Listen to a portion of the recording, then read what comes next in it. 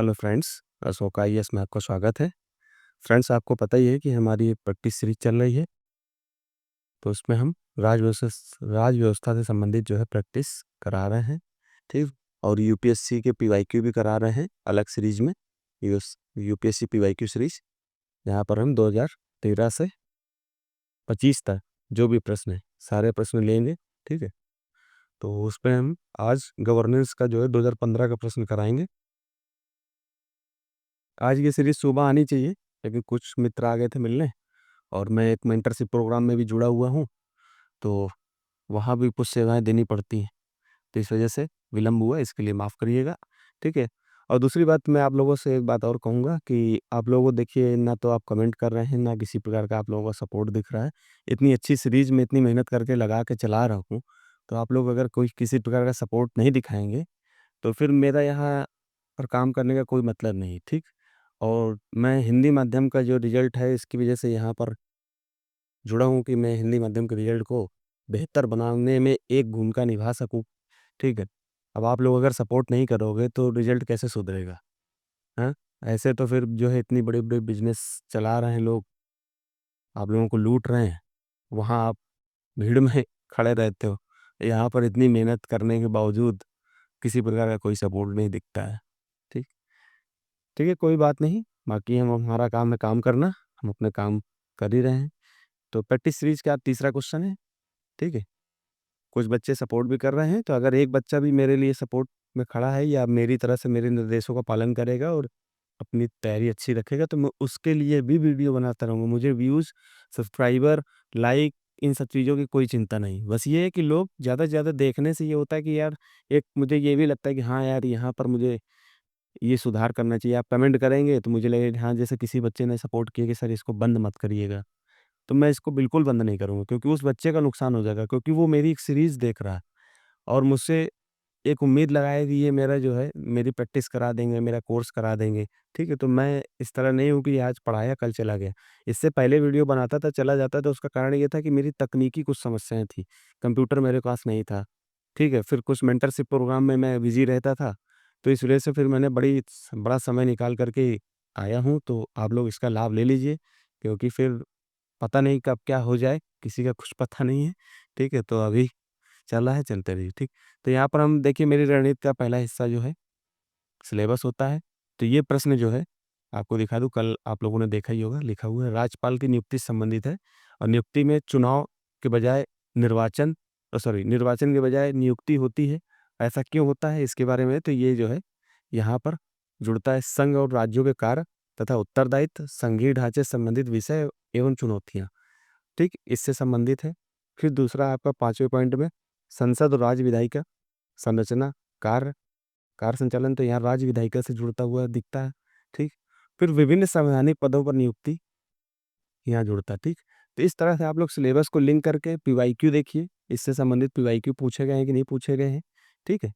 तो इस तरह से जो है आप क्वेश्चन की शुरुआत कर सकते हो, और सिलेबस ऐसे ही देखा जाता है, पीवाईक्यू जो मैं करा रहा हूँ वहाँ से, और अब आप अपने पास भी कोई पीवाईक्यू की बुक रखिए और अपनी तैयारी करिए उससे, ठीक। उसको देखिए बार-बार, तो सिलेबस, पीवाईक्यू, सिलेबस हमें बता देगा कि ये ऐसे-ऐसे पढ़ाया जाता है, ये पढ़ना है। पीवाईक्यू आपको बताएगा कि इससे इतर सिलेबस से हट करके भी कुछ प्रश्न पूछे जा रहे हैं क्या?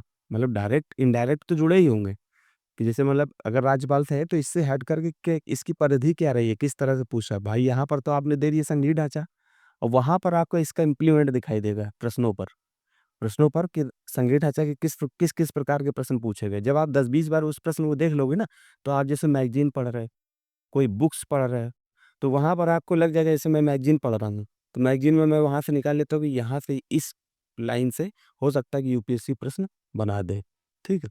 और वैसे प्रश्न बनते भी हैं। ज़्यादातर जो सरकार की वेबसाइटें होती हैं, सरकार की जो मैगज़ीन्स होती हैं, वहाँ से प्रश्न डायरेक्ट लाइन बाय लाइन पूछ लिया जाता है, ठीक है? तो यहाँ प्रश्नों पे आते हैं। देखिए यहाँ पर मैंने ये दरअसल कुछ टेक्स्ट सीरीज़ हैं, मैं लगा रहा हूँ, उनसे प्रश्न मैं लेता हूँ, फिर उसको जो है अपने स्तर से बनाता हूँ कि इसको किस तरह से बना दिया जाए, जिससे थीम वही रहे प्रश्न की, और शब्द बदल जाएँ, क्योंकि अगर मैं डायरेक्ट उस प्रश्न को लगा दूँगा तो हो सकता है कॉपीराइट लग जाए, ठीक?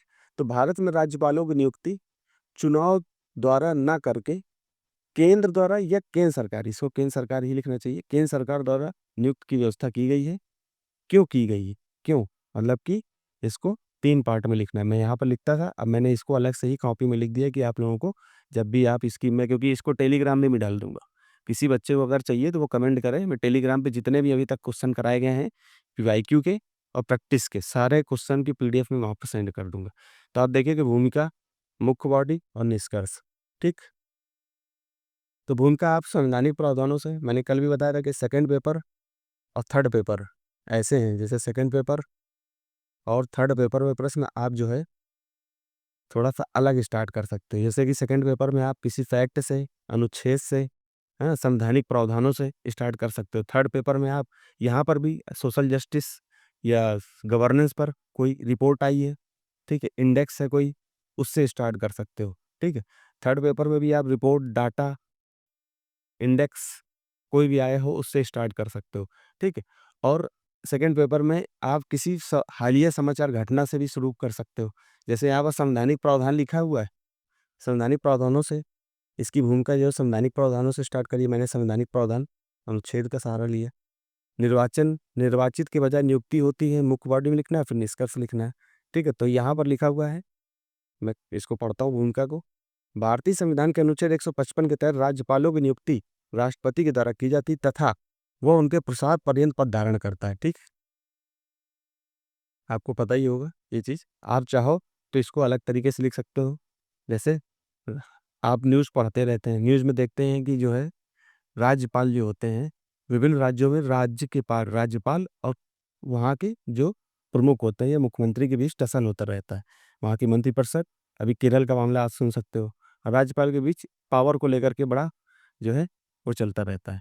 तो इसलिए जो है आप इसको वैसे स्टार्ट कर सकते हो कि हाल में राज्यपाल केरल में या तमिलनाडु में हाल में देखा गया मुख्यमंत्री और राज्यपालों या केंद्र सरकार, सॉरी, मुख्यमंत्री एवं राज्यपाल या राज्यों की मंत्रिपरिषद बनाम राज्य सरकार के बीच हाल में ही कुछ पावर को लेकर या शक्तियों को लेकर के मतभेद होते रहते हैं। इस तरह से बना करके मतभेद होते रहते हैं, उसी संदर्भ में एक चर्चा में रहा है। इस तरह से बना करके आप प्रश्न लिख सकते हो, ठीक?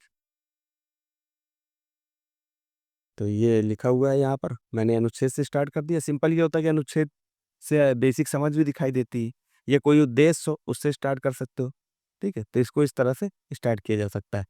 पुंछी सरकारी आयोग है, मैंने कल बताया था, तो आप ऐसे स्टार्ट कर सकते हो कि पुंछी सरकारी आयोग की सिफारिशों के अनुसार अ, राज्यों में राज्यपाल की नियुक्ति राष्ट्रपति के द्वारा की जाती है, किंतु उसके साथ-साथ राज्यों के केंद्र में प्रधानमंत्री एवं राज्यों के मुख्यमंत्री दोनों मिल करके राज्यपाल की नियुक्ति का प्रावधान सरकारी आयोग ने एवं पुंछी आयोग ने की। इस तरह से बना करके आप लिख सकते हो कि मतलब एक मैं बता रहा हूँ एक बात, आप जब शुरुआत करोगे तो आपको शुरू में दिक्कत होगी, हो सकता है कि कोई शब्द इधर-उधर हो, कोई वाक्य इधर-उधर हो, तो इस तरह से आप शुरुआत कर सकते हो, ठीक है?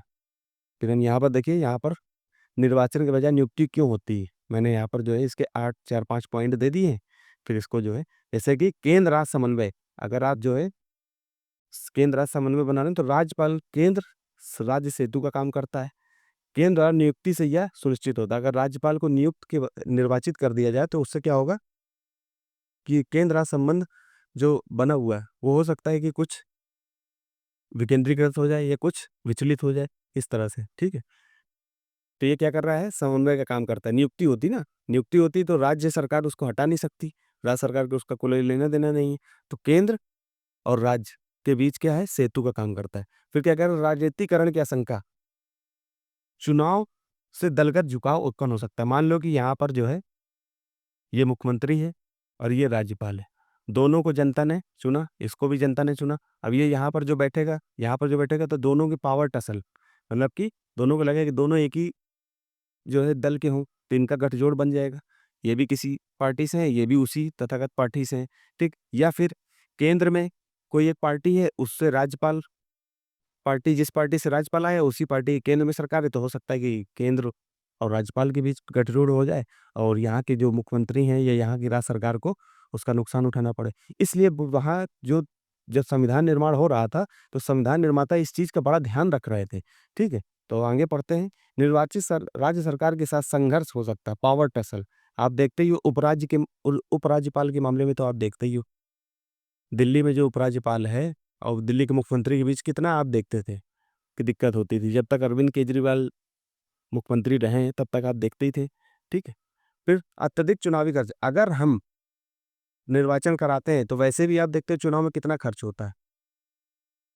अगर हम उसका भी चुनाव कराने लगे, तो क्या होने लगेगा कि राजकोषीय बोझ बढ़ जाएगा, ठीक? तो इसलिए ये पॉइंट है। आप अपनी तरफ से भी कोई पॉइंट सोच सकते हो। फिर इसके बाद क्या क्या कह रहा है, राज्यपाल के निर्वाचन से प्रांतीय मांगों को बढ़ावा मिल सकता है। ये कब-कब, ये स्वतंत्रता प्राप्ति के समय की बात, कि जब देश आज़ाद हो रहा था, तो उस समय जो संविधान निर्माता थे, वो इस चीज़ का ध्यान रख रहे थे, क्योंकि भाई जम्मू कश्मीर हो गया, लक्षद्वीप हो गया, ठीक है? ये सब ऐसे राज्य थे जिनको जो है हमने कैसे किया है, हैदराबाद हो गया, हाँ?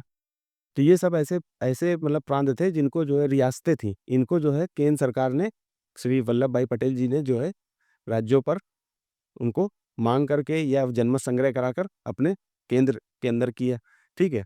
फिर उसके बाद राज्य निर्माण हुआ। अगर हम राज्यपालों को निर्वाचित कर देते, ऐसा अगर प्रावधान कर देते कि राज्यपाल भी निर्वाचित होगा, तो राज्यपाल और मुख्यमंत्री मिल जाते और मिल करके के अलग राज्यों की माँग कर देते कि हमको फिर से जो है हैदराबाद नाम का एक अलग देश बन जाए, है ना? इस तरह से। और ये पद्धति हमने कहाँ से अपनाई है? कनाडाई पद्धति अपनाई है। यहाँ पर मैंने वो पॉइंट नहीं दिया है। कनाडाई पद्धति अपनाई है, ना कि यूएसए की। कनाडाई पद्धति अपनाई है। यूएसए में क्या होता था कि यूएसए में राज्यपाल को भी निर्वाचित किया जाता है, ठीक? जैसे राष्ट्रपति का चुनाव होता है, वैसे राज्यपाल को भी होता है। तो केंद्र राज्यपाल में जो मुख्यमंत्री, जैसे हम लोग हमारे यहाँ मुख्यमंत्री होता है, वैसे वहाँ पर राज्यपाल होता है, लेकिन कनाडा में नहीं होता। कनाडा में जैसे हमारे यहाँ राज्यपाल है, वैसे कनाडा में। तो इस तरह से। तो इसको भी आप डाल सकते थे एक पॉइंट के रूप में, क्योंकि यहाँ सीमाएँ हैं, तो मैं फिर लिखने से बचता हूँ। राष्ट्रीय और राज्य हितों का संतुलन।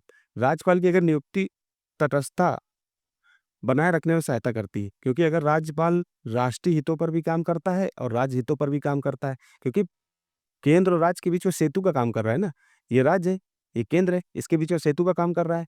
तो राज्य के हित कुछ कुछ राष्ट्र के हित है, कुछ राज्य के हित है, तो दोनों को ध्यान में रखते हुए जो है राज्यपाल की नियुक्ति तटस्थता को बनाए रखने का काम करती है, ठीक है? फिर क्षेत्र विशिष्ट विशेषज्ञों को शामिल किया जाता है। अब क्या होता है कि विशेषज्ञता को बड़ा ध्यान रखा जाता है।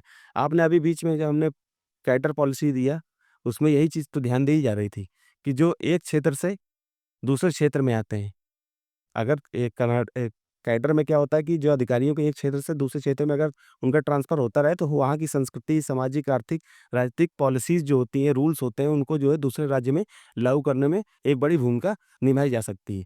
तो वहीं पर ही विशेषज्ञ और जो यहाँ पर क्या होता है कि क्षेत्र विशिष्ट विशेषज्ञों को शामिल करने से क्या हो जाएगा, नियुक्ति पद्धति में? होता क्या है कि भाई पहली बात तो ये था कि जिस राज्य में उस राज्यपाल को नियुक्ति करनी है, उस राज्य का राज्यपाल नहीं होना चाहिए, ठीक? आप देख ही रहे हो उत्तर प्रदेश में कहाँ से, गुजरात की जो राज्यपाल थी उनको यहाँ पर जो है इनकी नियुक्ति की गई। ठीक है? ऐसे अन्य राज्यों में भी देख सकते हैं कि उत्तर प्रदेश का जो कोई व्यक्ति है उसको जो है केरल कैडर में केरल राज्य में जो है नियुक्ति दी गई। इस तरह से। ठीक है? तो और दूसरी बात क्या है कि कोई विशेषज्ञ हो उसकी नियुक्ति, कोई विशेष किसी राजनीतिक क्षेत्र में काम कर रहा हो या किसी और क्षेत्र में, उसको भी वहाँ पर राज्यपाल बनाया जा सकता है। तो इसलिए इसकी विशेषज्ञता को भी ध्यान रखा जाता है। तो क्षेत्र विशिष्ट विशेषज्ञों को शामिल किया जाता है, ठीक? नियुक्ति पद्धति के द्वारा। कोष्ठक में मैंने लिख दिया। फिर सरकारीय और पुंछी आयोग की सिफारिशों को भी लागू किया जाना चाहिए नियुक्ति के दौरान। अब सरकारी या पुंछी आयोग ने एक सिफारिशें दी थी कि जब राज्यपाल को नियुक्त किया जाता है, तो वहाँ के मुख्यमंत्री प्लस प्रधानमंत्री और राष्ट्रपति तीनों के सलाह-मशविरे से राष्ट्रपति को नियुक्ति करनी चाहिए उसकी। इस तरह से कुछ प्रावधान जो है आप पढ़ोगे तो पुंछी और सरकारी आयोग का भी यहाँ पर जो है उल्लेख कर सकते हो। इस तरह से ये 8 पॉइंट है। आप अपनी तरफ से भी लिख सकते हो कुछ बना करके, क्योंकि आप कॉन्सेप्ट पढ़ रहे हो, मैंने जो पढ़ा मेरा व्यू कुछ अलग था। मैं ज़्यादा से ज़्यादा आप लोगों को इन्फॉर्मेशन देने की कोशिश करता हूँ कि आपको ये क्वेश्चन से इन्फॉर्मेशन मिल जाए, तो फिर आप इस तरह के क्वेश्चन मेंस में आराम से लिख सकें। क्योंकि ज़्यादा अगर फैक्ट ज़्यादा उस तरह की चीज़ें मैं देने यहाँ पर कोशिश करूँगा, तो उससे क्या होगा कि ज़्यादा के चक्कर में सब कुछ बिगड़ जाएगा। ठीक है? फिर भूमिका में लिखते हैं। अतः प्रणाली नियुक्ति प्रणाली है, नियुक्ति प्रणाली का उद्देश्य राज्यपाल को निष्पक्ष रखना है, ठीक है? उसको किसी एक पार्टी विशेष पर, कि राज्य में किसी पार्टी की सरकार है, तो वो राज्य सरकार के साथ किसी प्रकार का गठजोड़ बना ले, ठीक है? तथा इसके साथ ही केंद्र राज्यों के संबंधों में संतुलन स्थापित करता है, जो संघीय ढांचे को बनाए रखने में महत्वपूर्ण भूमिका निभाता है, ठीक? जो कि संघीय ढांचे को बनाए रखने में महत्वपूर्ण भूमिका निभाता है। तो इस तरह से आप उत्तर लिख सकते हो और आप लोग अगर इससे सपोर्ट करोगे तो आगे से मैं प्रैक्टिस और सीरीज लाऊँगा। मतलब लाना तो है ही है, लेकिन आप लोग अगर चाहोगे तो और बेहतर तरीके से हम काम करें। मैं सोच रहा था कि कुछ करंट अफेयर की जो मैगज़ीन्स आती हैं, उनको भी कराऊँ, लेकिन आप लोग जब किसी प्रकार का कोई सपोर्ट इस तरह से नहीं करते हो, तो फिर थोड़ा-सा पीछे हटने का मन करता है। ठीक है, तो फिर प्रैक्टिस पे जो है दबाव समूह देखिए पीवाईक्यू में मैंने कराए थे दबाव समूह, यहाँ पर भी आ गए। दबाव समूह और राजनीतिक दलों के बीच मुख्य अंतर किन-किन आधारों पर देखा जा सकता है? इसकी विवेचना कीजिए या विश्लेषण कीजिए या टिप्पणी कीजिए, इस तरह से आप शब्द आगे जोड़ करके लिख सकते हो। बाकी वो शब्दावलियाँ मैं 1-2 दिन के अंदर पीछे लगा दूँगा, रोज़ डेली एक शब्द की चर्चा इसी में कर दूँगा, ठीक? तो इंग्लिश में भी है, आप लोग पढ़ लेना। तो यहीं तक रखते हैं, धन्यवाद।